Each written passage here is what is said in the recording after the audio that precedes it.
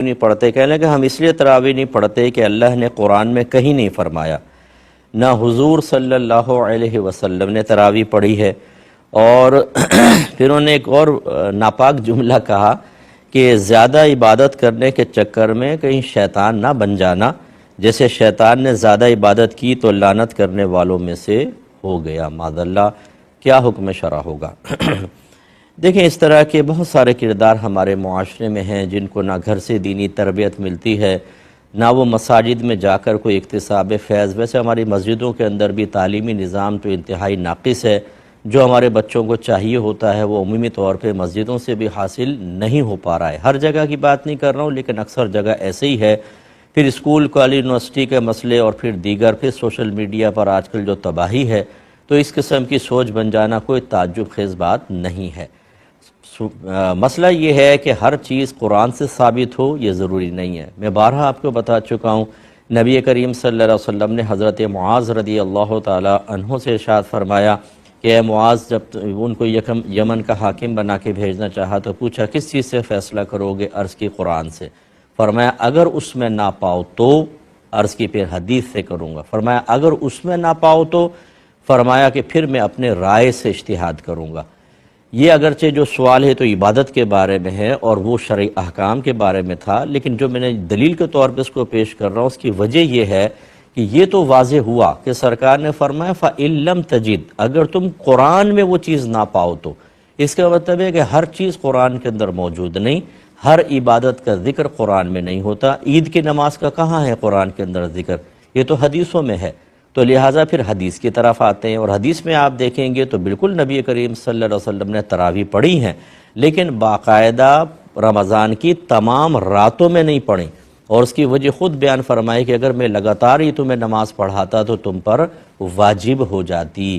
اس وجہ سے مطلب یہ معاملہ ہوا، ورنہ صحابہ کرام علیہم رضوان کو دیکھیں کہ انہوں نے باقاعدہ تراویح پڑھی، اور حضرت عمر فاروق رضی اللہ تعالی عنہ کے دور میں باقاعدہ امام مقرر کر کے تراویح کی جماعت کا اہتمام کروایا گیا، جس کو دیکھ کر حضرت عمر فاروق رضی اللہ تعالی عنہ نے فرمایا کہ نعمت البدعۃ ہذہ، یہ کیا ہی اچھا نیا طریقہ ہے۔ تو یہ نیا طریقہ رائج، اس کا مطلب ہے کہ صحابہ کرام علیہم رضوان کا طرز عمل وہ چونکہ نبی کریم صلی اللہ علیہ وسلم سے دیکھ کر کرتے تھے، تو اس کا مطلب ہے کہ انہوں نے نبی کریم کو دیکھا، اس سے نتیجہ نکالا، ایک چیز کو باقاعدہ اختیار کیا، تو ہم بھی اس کو اختیار کر رہے ہیں۔ لہذا تراویح کا ثبوت تو ہے، اور پھر 1500 سال میں جتنی بھی بڑی بڑی حدیثوں کی کتابیں آپ دیکھ لیں، ان کے اندر کتاب التراویح کے نام سے باقاعدہ عنوانات قائم ہیں، پھر ہمارے اکابرین پڑھتے چلے آئے ہیں۔ اتنی چیزوں کے ثبوت موجود ہونے کے باوجود یہ کہنا کہ جی قرآن میں تو کہیں نہیں ہے، تو قرآن میں تو تمہارا ذکر بھی نہیں ہے، تو اس کا مطلب تمہارے وجود کا بھی انکار کر دیا جائے، تو یہ اس طرح کے ڈیڑھ ہوشیار لوگوں سے دور رہیں۔ اور پھر حضور نے نہیں پڑھی، وہ میں نے بتا دیا کہ بالکل سرکار نے پڑھی، اور صحابہ کرام ہر اس چیز کو اختیار کرتے تھے جو وہ نبی کریم صلی اللہ علیہ وسلم کو دیکھتے تھے۔ ورنہ مجھے یہ بتائیں کہ کیا صحابہ کرام اپنے پاس سے عبادات ایجاد کرنے کے اہل تھے؟ کیا ان کو اجازت تھی کہ نبی کریم نے کوئی عبادت نہیں کی تم ایجاد کر کے اور امت کے اندر رائج کر دو؟ ایسا تو نہیں ہے، وہ پہلے نبی کریم کو دیکھتے تھے پھر اختیار کرتے تھے، لہٰذا یہ خیال بھی غلط ہے۔ پھر جو آخری ایک ناپاک جملہ ہے کہ زیادہ عبادت کے چکر میں نہ رہو ورنہ کہیں شیطان نہ بن جانا، کیونکہ شیطان زیادہ عبادت کی وجہ سے لعنت کا مستحق ہوا۔ بالکل نہیں، غلط خیال ہے۔ شیطان تو زیادہ عبادت اور علم کی وجہ سے بہت بڑا مقام و مرتبہ حاصل کر چکا تھا، اسے کیوں زمین سے آسمان کے اوپر لے کر گئے؟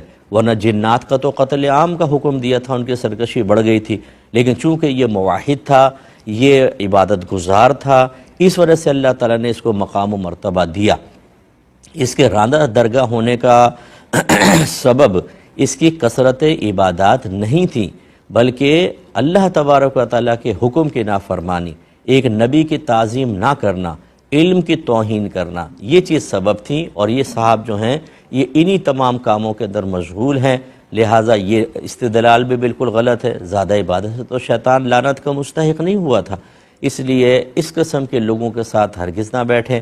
ویسے میری ہمدردی ان کے ساتھ ہے، میں مطلب یہ نہیں ہے کہ ہم ان کو دھتکار دیں گے، کوشش کریں گے کہ ان کے ذہن سے بھی یہ غلط خیالات نکلیں، یہ توبہ کریں، نادم ہوں، اور جس طرح اس طرح کے جملے کہ شیطان کی مدد کی تھی اور لوگوں کو گمراہ کیا تھا، اب اس کے جسٹ اپوزٹ عمل کریں کہ شیطان کے دشمن بن جائیں اور لوگوں کو زیادہ سے زیادہ دین کی طرف مائل کریں تاکہ ان کے لیے آخرت میں بہتری کا سامان ہو۔